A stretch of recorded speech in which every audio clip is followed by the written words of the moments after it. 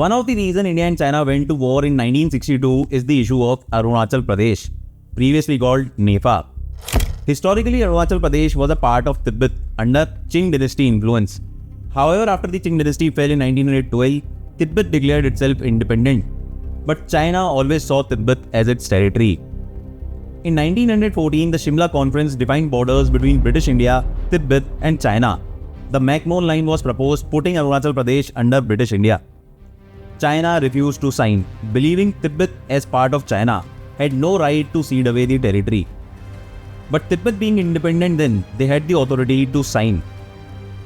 When British left India in 1947, India inherited the McMahon Line as the official border, including Arunachal Pradesh.